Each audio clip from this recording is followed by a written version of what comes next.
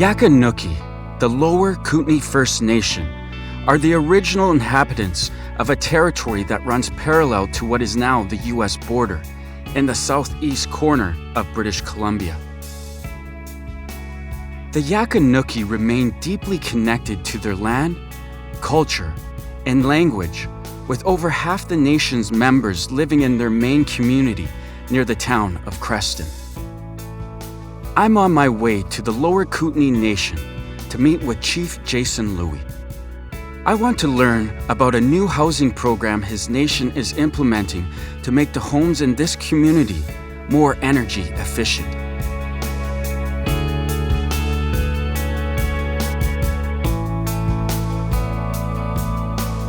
Hi, Chief Jason Louie. Yes. How you doing? I'm good. How are you doing? Great. Thanks for having me on your territory. So welcome to Lower Kootenay Band. I'd like to show you around and tour our new facilities. So we are now in the new administration health services building. We just completed construction in January of this year. Yaqan Nukiy. My name is Chief Jason Louie of the Lower Kootenay Band. We are in the traditional homelands of the Yaqan Nukiy people. So up here on my right is my office. Oh, nice. Well, I grew up here at the Lower Kootenay Band. I was going to say, you got a nice view here, Chief. Thank you. Yeah. Thank you. I want us to be empowered, so we took on business initiatives. We now own Ainsworth Hot Springs, Moore's Flowers. We have a partnership in Robert Logging. So I want us to be fully self-sufficient. You see this background behind me, as beautiful as that is. This land that we're on, reserves were designed as a temporary solution to the so-called Indian problem. They didn't think we would still be here in 2022.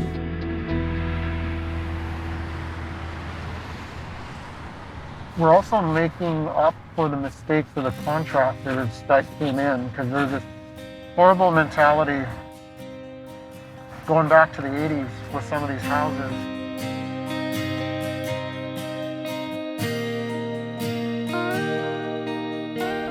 So we're rolling up to the roundhouse, and this is our spiritual cultural building. This is where our winter ceremonies happen, as well as different feasts. We had $0 for that.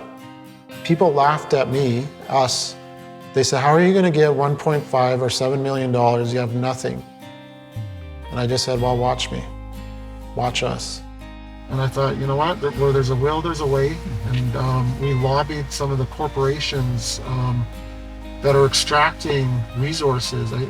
We had a formal presentation with them that you're extracting these resources. What are you giving back to the land, our land, that you're taking from? I wanted to do my best for the people of the Lower Kootenay Band to provide the best services, the best of everything, because historically we were never given the best of anything.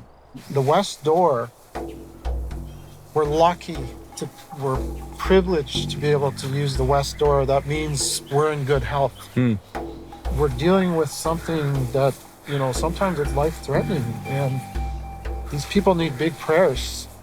You know, every year that I'm blessed to celebrate a birthday, it means a lot, because I used to live a really reckless lifestyle. So every time I can celebrate a birthday, it's big. This building's been here for how long? Approximately 6 years, I believe. 2022 will be 7 years.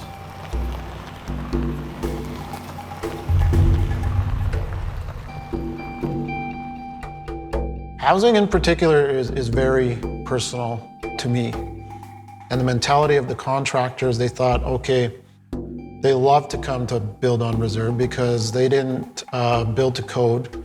They thought it was a quick buck, but they built crap houses. There's no other way to describe it. So where are we going right now? Jalen's. Jalen, and she is your daughter, correct? She is. Wow, okay. So my thought process with this is really who we're talking about. Okay. When it comes to housing, the ones that are going through these difficulties of, you know, she's a young parent, she's in a house that needs some work for sure. The heating source that she has is like the original for building. 2 years ago, I became a grandfather. And our daughter tries her very best. But she's now living in one of these homes that was not built up to code. So tell me about where we are here.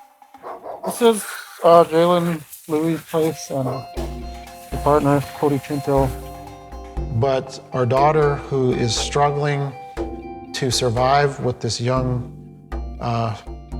grandson of ours, that's who I'm talking about, and people like her. Like, what's the price for like a monthly bill for? Well, our last bill for power was just over $1,300. Wow. Yeah. Jeez, that's crazy. Some people don't even pay that in a year. Wow. Could part of the issue be using an original furnace? If I had to guess, this house might be 25 to 30 years old. Using the original furnace appliances, could that be part of the issue? And then just another observation looking from the outside is I'm pretty sure these are the original windows.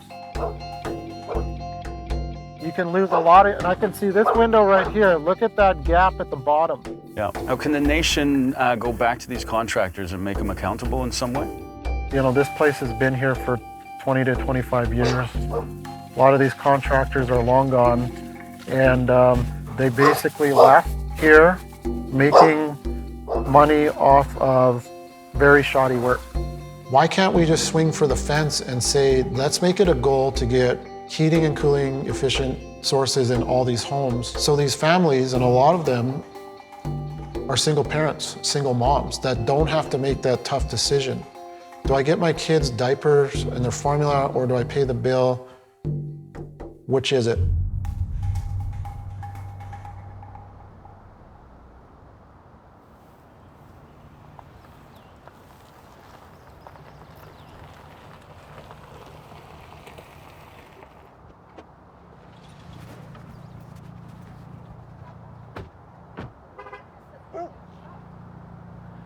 Hello.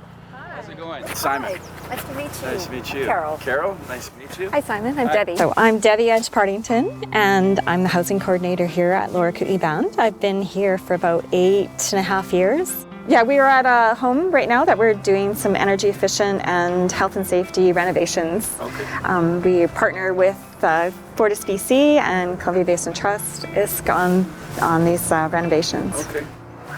So what is Fortis's part in this? Well, we help support or help fund energy efficiency upgrades. So we know that a lot of homeowners or renters have really high bills, and even more importantly than that, they have lots of cold drafts. So if we can encourage homes to get better air sealing, more insulation, we know then we reduce the amount of energy they use, and of course reduce the utility bills as a result of that. It does seem really counterintuitive that an energy company wants their customers to actually use less of their product, but it does make sense from a whole bunch of, obviously doing the right thing for people, but there is a business advantage as well. It costs less for us to encourage our customers to use less of our product than it would be to build new infrastructure, new dams, new substations, poles and wires, etc. Like, those are crazy expensive. So if we can use our existing infrastructure and still provide energy for more customers, it's a win for us. And then if the customers reduce their energy, they reduce their utility bills, they're happy too. So I think it's a win-win-win. So you were talking about the energy bills being so high. What do we have here? Well, we just actually, this home was the last home at Lower Kootenay Band that had an oil furnace. Okay. So it's super expensive to heat. Right. And so we just replaced it with a new heat pump and electric furnace. And so the energy bills for Frankie will be hugely decreased. Right. Actually, heat pumps are pretty cool. They're kind of like a reverse refrigerator. Okay. You know how the refrigerator keeps inside cool? Well, here you're actually, in summertime, keeping the inside of the house cool because it provides air conditioning. In the wintertime, you reverse the flow takes the warm air from outside and brings it into the house. And that, again, that sounds really counterintuitive, but it does work. You were talking about the energy efficient windows. Where are those? Are these? So actually we did all of the windows in the home. So the windows that were in the home were original. Okay. So that's, over 30 years. And we put in Energy Star windows. Okay. So they're actually helping seal the envelope of the home and keeping it nice and warm. Right. Fortis is very involved with the work I do. And actually, Carol Suhan, I'm on the phone to Carol a lot, just asking quick questions about different rebates or things that we can do within the homes. She's extremely helpful and knowledgeable. And Debbie really taught me a lot of what needed to be done. And we were actually really fortunate with Fortis to create a program specifically for Indigenous communities for their housing. This is such a great, initiative. I just want to thank you, Carol. It was nice meeting you. Thank you. Yes, you're doing great work. Debbie, thank you. Thank you, Simon, for coming. Thank you for showing me this, and keep up the good work. Thank you. We'll see each other again. Yeah, we'll see you soon. Okay. Take care. See you. Bye-bye. Bye. Yaqan Nukiy has made the first BC Energy Step Code 5 stick-built homes, first Indigenous community in British Columbia. It's basically the equivalent of a passive house, which means you can heat this house with a hairdryer. I'm exaggerating a little bit, but that's that close. So this subdivision was one of the most poorly constructed homes in the community. These are like all the original All ones, the right? original ones, Okay, yeah. So, but in the last 10 years or so, we've also put a lot of work into them. So you can see the house to my right, the windows were all replaced, Okay. new roof. But when we partner like we are right now, we can make amazing things happen. We can right these wrongs of this horrible mentality these contractors had when they came in, and we can celebrate it. This home right here is another success story. It looked nothing like that about 3 years ago. Right. But they got the siding, that quality siding that is going to help to retain the heat in the wintertime. Where are you taking me? We're going to be heading up to Yaqan Nukiy, culturally, spiritually significant place, a namesake for the community.